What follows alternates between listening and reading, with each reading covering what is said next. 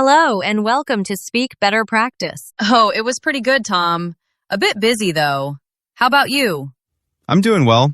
I had my coffee early, so I'm ready to go. Coffee is so important in the morning, isn't it? It really is. I can't start my day without it. What made your morning busy? Well, I had to prepare some materials for my students. I'm a teacher, so mornings can be hectic. Right, you teach English. How long have you been teaching? I've been teaching for about 5 years now. Time flies. That's amazing. Do you teach children or adults? I teach adults mostly. They come to my classes after work to improve their English. That must be interesting. What do you like most about teaching? I love seeing my students improve. When someone finally understands a difficult grammar point, their face lights up. That feeling is incredible. That sounds really rewarding. It is. What about you, Tom? What do you do for work? I'm a software developer. I write code and build applications. A software developer. That sounds challenging. Do you work for a company? Yes, I work for a tech company. We create apps for smartphones and tablets. Do you enjoy it? Most of the time, yes. I like solving problems and creating new features. But sometimes it can be stressful. Why is it stressful? Well, sometimes we have tight deadlines. We need to finish a project quickly, and that can be difficult. I understand. Deadlines can be tough. Do you work from home or in an office? I work in an office 3 days a week. On Mondays and Fridays, I work from home. Oh, that's a nice balance. I work from home when I prepare lessons, but I teach in a classroom. Where is your classroom? It's in a language center downtown. It takes me about 20 minutes to get there by bus. That's not too bad. My office is about 30 minutes away by subway. Do you like taking the subway? It's okay. I usually listen to podcasts during my commute. It helps me learn new things. That's a great use of time. I like to review my lesson plans on the bus. We're both very productive during our commutes. We are. Tell me, what's a typical day like for you? Well, I usually arrive at the office around 9. First, I check my emails and messages. Right, that makes sense. Then I have a meeting with my team. We discuss what we're working on and if there are any problems. How big is your team? There are 6 of us. We all work on the same project together. That sounds collaborative. Do you get along well? Yes, we do. Everyone is friendly and helpful. My manager is really supportive too. That's wonderful. A good manager makes such a difference. Absolutely. After the meeting, I spend most of the day coding and testing the application. What time do you finish work? Usually around 6, but sometimes later if we're close to a deadline. Those can be long days. They can be. What about your schedule? I teach 3 classes a day. My first class starts at 10 in the morning. Oh, so you don't have to wake up super early? Not really. I wake up at 7:30, which is nice. My last class finishes at 8 in the evening. That's a long day for you too. It is, but I have breaks between classes. I can rest, prepare, or grab lunch. That's good. Do you work on weekends? Not usually, but sometimes I do extra work, like grading homework or planning special lessons. I sometimes work on weekends too, especially when we have a big deadline coming up. It sounds like we both have busy jobs. You know, Tom, while we were talking, we used some really useful grammar patterns. You're right. Let's explain them for our viewers. This will help everyone talk about their own jobs. Great idea. First, let's talk about the present simple tense. We use this to describe what we do regularly. For example, I said, I work for a tech company. This is my regular job, so we use present simple. And I said, I teach adults. This is also present simple because it's my regular work. The structure is simple. Subject plus verb. I work. I teach. She writes. He drives. For the third person, remember to add S to the verb. He works. She teaches. We also use present simple for daily routines. I arrive at the office at 9.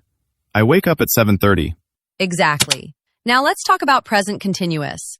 We use this for temporary situations or things happening right now. I said, we're working on the same project. This might be temporary, not forever, so we use present continuous. The structure is subject plus am, is, are, plus verb ing. I am working. He is studying. They are learning. Another important pattern is talking about how long you've done something. We use present perfect for this.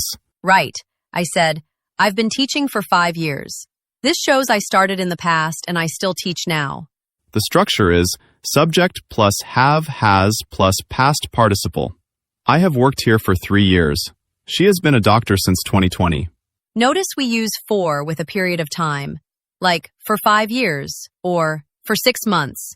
And we use since with a specific point in time, like since 2020 or since January. One more pattern is talking about frequency.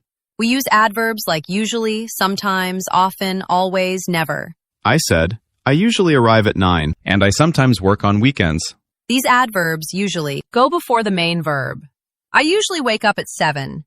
She often works late. But with the verb to be, the adverb comes after. I am usually busy. He is sometimes tired. Perfect explanation. These patterns will help everyone describe their work life in English. Now, let's go deeper into job vocabulary and useful phrases. We'll give you lots of examples. Let's start with types of jobs. There are so many different careers out there. There are. Let me share some common ones. A doctor works in a hospital and helps sick people. A nurse also works in a hospital and takes care of patients. A lawyer works with the law and helps people with legal problems. An accountant works with money and numbers. They help companies and people with finances. A chef works in a kitchen and prepares delicious food. A waiter or waitress works in a restaurant and serves customers. An engineer designs and builds things like bridges, machines, or buildings. An architect designs buildings and houses. A pilot flies airplanes and travels around the world. A flight attendant works on airplanes and helps passengers. A police officer keeps people safe and enforces the law. A firefighter fights fires and rescues people in danger. A journalist writes news articles and reports on events. A photographer takes professional pictures. A musician plays instruments or sings for a living. An artist creates paintings, sculptures, or other artwork. Those are just some examples. There are hundreds of different jobs. Now let's talk about workplace vocabulary. Where do people work? Good question. Some people work in an office like me. Some people work in a factory where products are made. A store or shop is where salespeople work. A hospital is where doctors and nurses work. A school is where teachers and students are. A restaurant is where chefs and waiters work. A construction site is where builders work. And some people work from home, which is becoming more popular. We call that remote work or working remotely. Now let's talk about work schedules. This is important vocabulary. If you work full-time, you usually work about 40 Hours per week. If you work part-time, you work fewer hours, maybe 20 hours per week. Some people work shifts. That means they work at different times, like morning shift, afternoon shift, or night shift. A 9-to-5 job means you work from 9 in the morning until 5 in the afternoon. Flexible hours means you can choose when you start and finish work. Overtime means working extra hours beyond your normal schedule. And a day off is a day when you don't work. Let's talk about getting paid. This is important. Your salary is the money you earn from your job, usually paid monthly or bi-weekly. If you get paid by the hour, we call it an hourly wage. A bonus is extra money you receive for good performance. A raise is when your salary increases. Benefits are extra things your company gives you, like health insurance or paid vacation. Now, let's practice some common phrases you'll use when talking about work. When someone asks, "What do you do?" or "What's your job?" you can answer, "I'm a teacher," or "I work as a software developer." You can also say, I work for, and then name the company.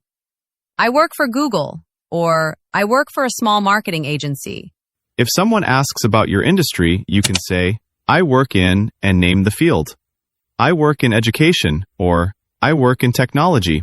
To describe your responsibilities, you can say, I'm responsible for, or my main duties include. For example, "I'm responsible for managing the team," or "My main duties include teaching and preparing lessons." If you want to talk about your career path, you can say, I used to be, for past jobs. I used to be a waiter, but now I'm a chef. Or, "I started out as," for your first job. "I started out as an intern, and now I'm a manager." Great phrases. Let's also cover some workplace situations. If you get a promotion, it means you move to a higher position with more responsibility and usually more pay. If you get hired, it means you get a new job. If you get fired or let go, it means You lose your job, usually because of poor performance. If you quit or resign, it means you choose to leave your job. if you retire, it means you stop working, usually because you've reached a certain age. Now let's talk about job satisfaction. These are useful adjectives. If you find your job rewarding, it means it gives you a sense of satisfaction and accomplishment. If your job is challenging, it means it's difficult, but in a good way that makes you grow. If your job is stressful, it means it causes a lot of worry and pressure. If your job is boring, it means it's not interesting or exciting. If your job is fulfilling, it means it gives you a sense of purpose and meaning. And if you're passionate about your work, it means you really love what you do. Let me share a personal story. When I first started as a software developer, I found it very challenging. What was challenging about it? I had to learn so many new programming languages and tools. Sometimes I felt overwhelmed. How did you handle that? I asked my colleagues for help. They were very patient and taught me a lot. Now I feel much more confident. That's a great story about growth. I have a similar experience with teaching. Tell us about it. My first year of teaching was really hard. I wasn't sure how to manage a classroom or keep students engaged. What did you do? I observed experienced teachers and read books about teaching methods. Slowly, I developed my own style. And now you're an excellent teacher. Thank you. It took time and practice. That's true for any career. Let's review some key vocabulary from today's lesson. We'll repeat them several times to help you remember. First word, career.